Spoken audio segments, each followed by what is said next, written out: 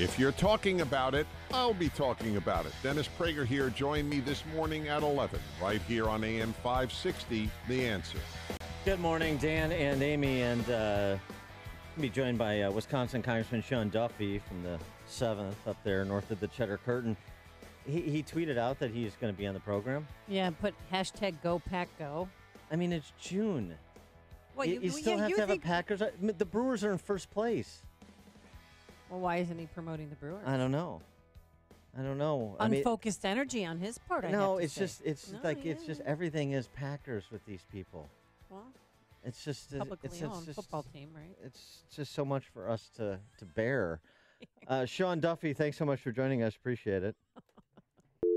Well played. There we go. There he is. Too much for you guys to bears.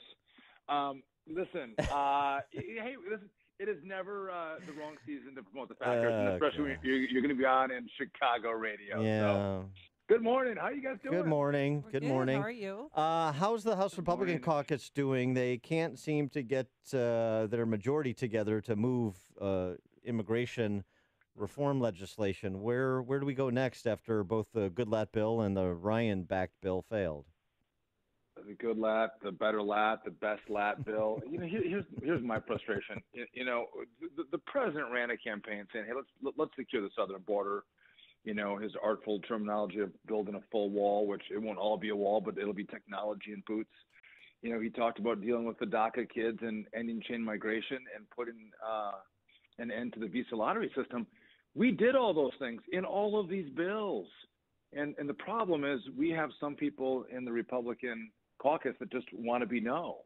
And my frustration comes in where the system right now is broken. You have an open border. People are flooding up, taking a really dangerous journey with their kids or sending their kids on their own. And, you're hearing stories about kids that they're being sent with a morning after pill because of the sexual abuse that happens to them on the trip. So I believe that we need to fix this situation at the border once and for all, and that I have fellow colleagues that aren't willing to join in that effort, number one.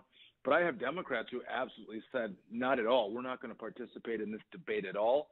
We would prefer to have a political issue than a resolution, to a crisis on our border. Well, as a father of 8 children, or is there a 9th on the way? Not that I'm aware of. Do Okay. you have my wife on the other line? Are we what's going on with that? We have a No, surprise. we're I'm just good. kidding. You're always the but- last to know. Yeah. As a father, taking a sip of coffee, you almost made me spit it back up again. as a father of 8 children, I mean, when you see the images, and I know some are contrived or they're not taken out of context, but the fact is that kids are separated from their parents. That's just the reality of it. What do you want to see happen? Well, so first of all, as a father myself, I can't imagine being separated from my kids, and especially after a long journey like that. And that's a situation that we have to resolve. But let's take a second and say what's happening with our policy that's incentivizing moms and or dads to take this incredibly dangerous journey. So if we have an American policy that says if you come with your kids, that's going to be your gold ticket to get into the country, what happens? Parents come with their kids, or you get a coyote to actually find kids in your home country and bring them with you. And so what happens is you don't have a trickle of folks coming in with children. You have a stampede of kids that are brought on this dangerous journey because American policy is incentivizing it. And so if you want to stop the next wave of young people being put on this horrible journey through the desert and again full of abuses, let's stop the policy that allows kids to be the golden ticket. Now, and in the end, it might be kind of hard. It might be hard in the short run to deal with those who are now on the border, but it will stop the next flow and next wave of young people coming in. And I think it's important that we as policymakers be smart about the maybe perverse incentives that we put out there when we think we're being compassionate. Well, in the end, the policy isn't compassionate. It's incentivizing bad behavior. Now, I mean, as the father of 8, you never want to be separated from your kids? Dan. I mean, he Well, never. I Come should on. rephrase that. Yeah. That's what it's called. I would, golf. be, but you know what I'm saying. A little space here. And there Well, is you not don't know bad. when you're going to see him again, and then sometimes it's hard to connect on the phone because But- that's the only way they can communicate. But to your point, Department of Homeland Security requested space for up to 12,000 beds at a military base to detain families caught crossing the border illegally yesterday. They're DOD looking to house 20,000 immigrant children on military bases as early as July. And it's this problem, and maybe we just need to do a better job of leveling with the American people and trying to penetrate an understanding. Actually, Obama's former Homeland Security Secretary Jay Johnson did a nice job over the weekend with Chris Wallace, just leveling. Say, here's the problem. We don't have the infrastructure for this. And the conundrum is the better you treat people, not that we want to treat people badly, but the more, as you were describing, Congressman Duffy, the more that you make it attractive to try, the more people are going to leave Guatemala and come up through Mexico and try to get here, just to use one example. And I understand why they're doing it, because they want a better life for themselves. But we have, national security interests that we have to protect. And so kind of lay out this conundrum to the American people so they understand it's not just as simple as some would like it to be. Well, and I think that's a great point. But I do think if you look at the border, it's a pretty, simple solution that reasonable people should be able to come to an agreement. And you have, again, people on the far left that, again, I believe they don't mind having a political issue with the Hispanic or minority community that does well at the elections for them. And on the far right, they're afraid of being, called a politician who voted for amnesty. Right. And so you have different reasons on both sides of the aisle. But when you just lay those stats out about what's happening on our border, and we have a Congress that's not acting, I mean, I could tell you, shame on this institution. We should be better than this. We should be able to figure out common sense solutions to difficult problems, and this problem's not that difficult to resolve. So we're going to keep working on it. But if when these bills didn't pass last week and this week, just the opportunity I think becomes that much more challenging.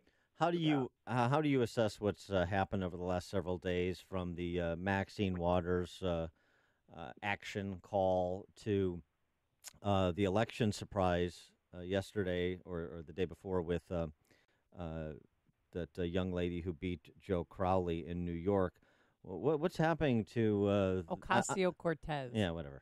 What's some socialist? Or another socialist? What is happening to the other side of the aisle in terms of the disposition, the leadership, the policy agenda? No, first let me tell you. So Maxine Waters is on Financial Services. She's a ranking member, and I too serve on that committee. And frankly, she's a delightful lady when the camera's off and the microphone is muted. Nice person. I actually really like her. But man, she has been unhinged of late. And but here's the problem. We have a great history in America of having really difficult and challenging debates. But that's what we do. We debate. We argue. We make our best arguments to our fellow citizens, and then whether it's on the House floor, we vote, or if it's in an American election, we vote. And whoever wins the vote, the loser, cedes the point and comes back for the next bill or the next election and tries to make more different compelling arguments to win, whether they're colleagues in the House or the American voter. They try to win them over with their new arguments. The new collectivist mentality, the radical left mentality, is now I can't win the debate. And if I can't win the debate and I can't win the vote, I have to shut down those who I disagree with. So if you're on a college campus, I can't let this bulking, huge man of Ben Shapiro, who, by the way, is a skinny little, non-threatening guy, but a great conservative. He looks like we can't let him speak on a college campus, or Ann Coulter, she can't speak on a college campus, or, we're going to have to go to Secretary Nielsen's house and shout her down so she can't sleep, or, put wanted signs up for Miller from the Trump administration, or even if you can't win, you use the FBI through Peter Strzok to try to undo the will of an election, or if you don't like conservatives organizing, you'll use the the IRS to stop them from organizing and trying to get their voters out. When you can't win, you shut down speech. And I think that's just fundamentally un-American. Sharpen your skills, sharpen your debates, and make them to your fellow citizens and try to win the vote. What's going on? We're going to a whole new space, and it's dangerous. What's going on in Wisconsin? I know Trump's up there. He's going to that Foxconn facility you have. You got a key Senate race with Tammy Baldwin as a vulnerable incumbent. You got Walker's reelection. You got the eye towards Wisconsin. Can Wisconsin stay red in 2020 at the national level? Do you sense that there's opportunity for Republican pickup, or are you worried about a blue wave crashing on your shores like we are here?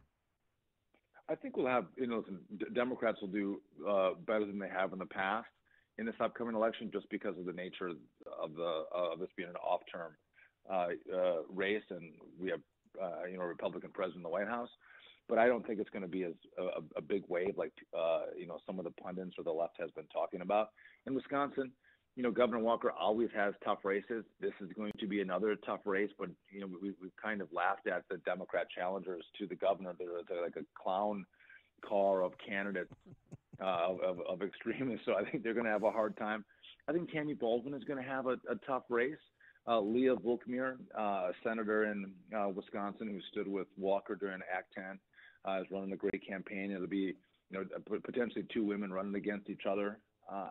Listen, let me just maybe take a step back. The polls and the politics change week by week, and so I look today at this moment in time, it looks actually pretty good for Republicans. Mm-hmm. But this can change in an instant, and we're 4 months away from the election. That's an eternity. This could get a lot better for Republicans, or it could get a lot worse. And so, for anyone to tell us that they know what's going to happen in November, we just don't know it. But if the economy continues to grow, if you see 4+% GDP growth, in this quarter, if he navigates trade effectively and doesn't, crush, for us, Wisconsin ag or Illinois ag, and we get some resolution to North Korea that ends up being positive. I think we have a really good opportunity to not just maintain, but to pick up seats. All right. He is Sean Duffy, Congressman from Wisconsin 7th. Sean, thanks as always for joining us. Appreciate it. Hey, with all your listeners, come on up north, really far north, and spend all of that great Illinois cash in northern Wisconsin, Great Lakes. The sun shines a little brighter up there, so spend your money on our people. There's no question. I'm actually coming up. We're doing our fantasy football draft at Erin Hills this year, so I'm looking forward to that. Yeah, there you go. Nice. Get a little further north, just a little further north. Got to go to Hayward. Yes. Get into my district. All you guys have a good morning. Thanks, Sean. And he joined us on our turnkey.pro answer line.